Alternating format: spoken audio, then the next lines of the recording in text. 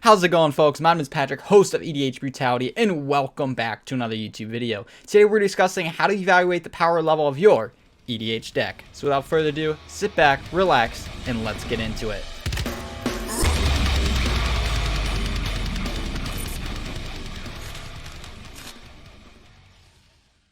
Now, before we get into things, I like to just take the time to shout out the subreddit of Magic TCG, as we will be pulling a description or a chart off their subreddit. So shout out to them, link to them will be down below. If anyone has any questions about this said chart, we'll be displaying it throughout this video, and it should also be linked in the description below. So, enough decking around, let's get into the video.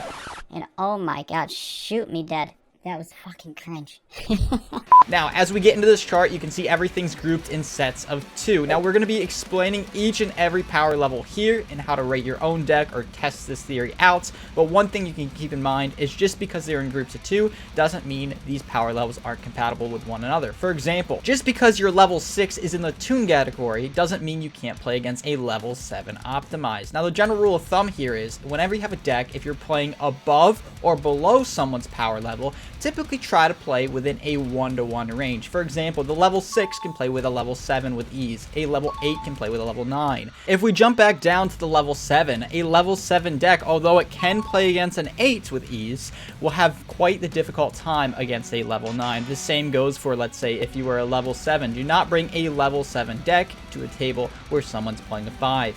If the lowest deck at the table is a 6, however, then you may be able to get away with it. Anything higher than a 1-to-1 gap, you're either going to be bullying someone out of the game, or you're going to be having a very tough time.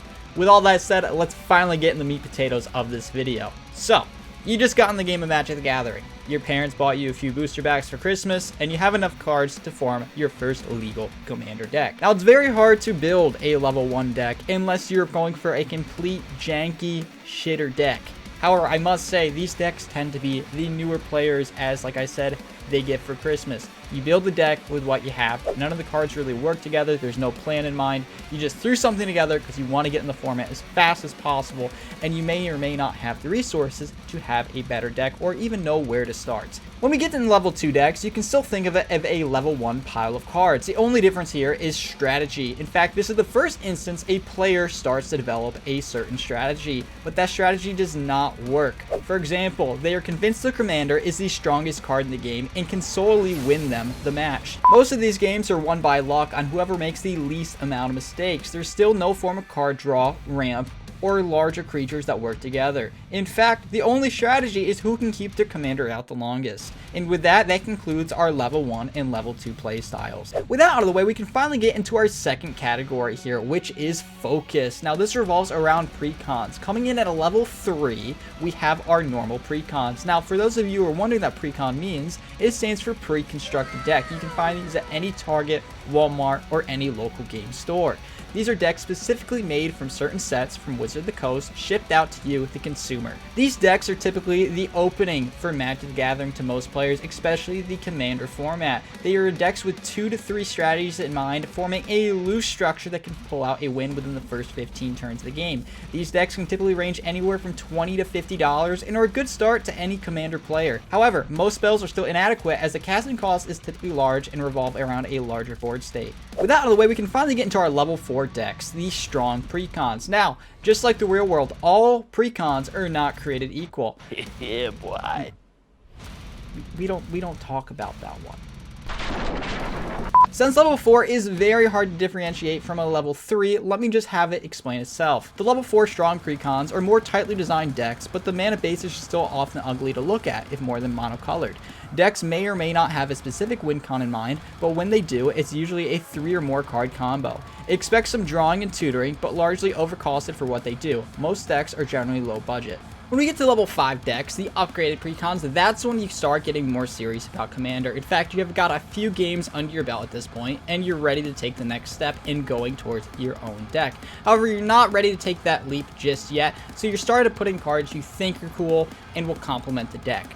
Unfortunately, however, that's really all it amounts to, is just upgraded cards that don't necessarily work together, but are still better than the cards that are available in the precon. For example, when I first started playing Commander, I picked up the Sephiroth precon deck from Forgotten Realms. Now, for anyone not familiar with Sephiroth, she's a really cool commander which involves a new mechanic in the game, entering the dungeon. However, when it came to upgrading my precon deck, I wanted to add Phyrexian Obliterator, a 4-mana 5/5 creature with trample that states, whenever a source deals damage to Phyrexian Obliterator, that source's controller sacrifices that many permanents.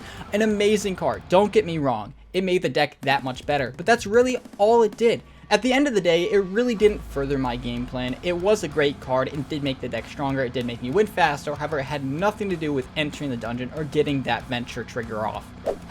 Deck power level 6. Finally, when we start showing intelligence in the game of Magic the Gathering. These are decks built with an intention to win. They synergize well with a solid game plan ready to be executed. Spell choices are more focused, however their CMC is still not optimized to the proper levels you should be playing. Most importantly, these decks tend to win anywhere from turn 12 to turn 10 on average. At this point, this is the level where everyone starts running removal or responses. You need a way to deal with the enemy board state before it gets out of hand. So this is where you're going to add your board wipes, your counter spells, your path to exiles, your bounce spells, your psych rifts. Obviously, you're still playing somewhat on a budget, and budget is very subjective in the game of Magic the Gathering, especially in the form of Commander, where you need 100 cards. However, a power level 6 deck should have a plan and a way to bounce back if that plan is thwarted. Okay, so here we go into power level 7, the most common power level in all of Magic the Gathering Commander. This is the optimized playing with power, winning as early as turn 7 and winning as late as turn 9. Of course, the games can go on longer, but the average game lasts anywhere from turn 7 to 9. The reason being is this is if you're playing against opponents. If you're goldfishing, you draw a better hand.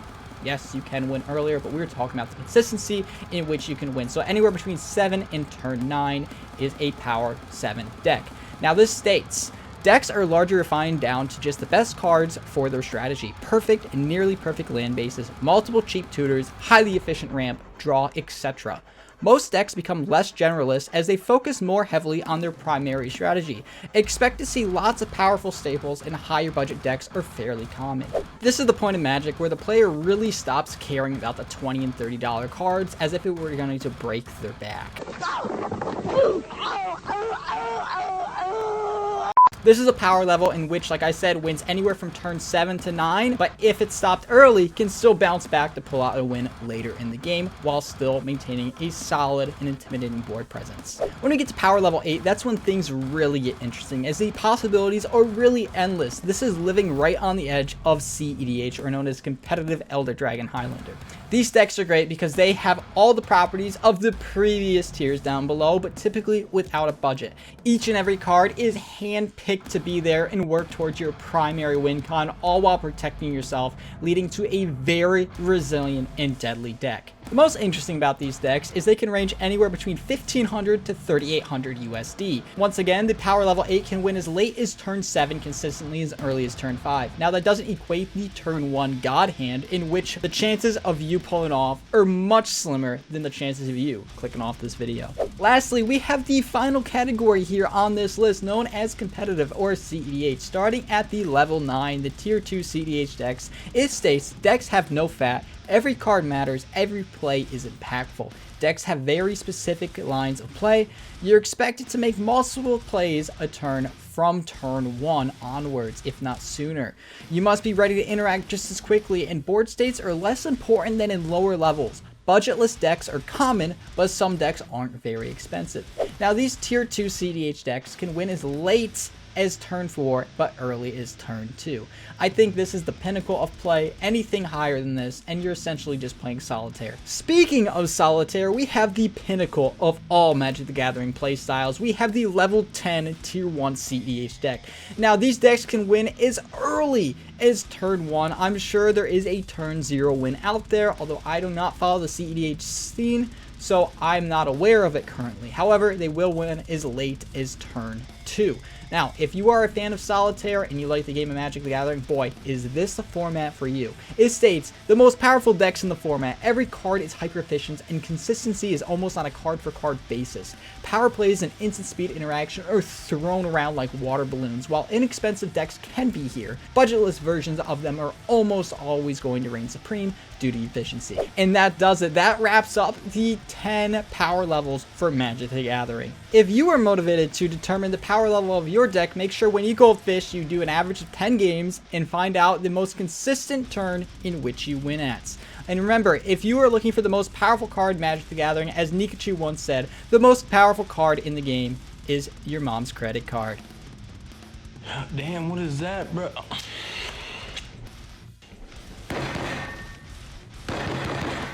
So that's going to do it for today's video. I hope I could be of use for anyone looking to grade the power level of the deck. Once again, shout out to the subreddit of Magic TCG for providing me this list. If you'd like to take a look at it yourself, it'll be down in the description below. And as always, if you'd like to stay tuned for all the future videos in this channel, make sure you like, subscribe, hit the bell down in the bottom right-hand corner of the screen. Somebody said, my name is Patrick, host of EDH Brutality. I thank you for watching. I hope you enjoyed. And I'll see you in the next video. Peace out, guys.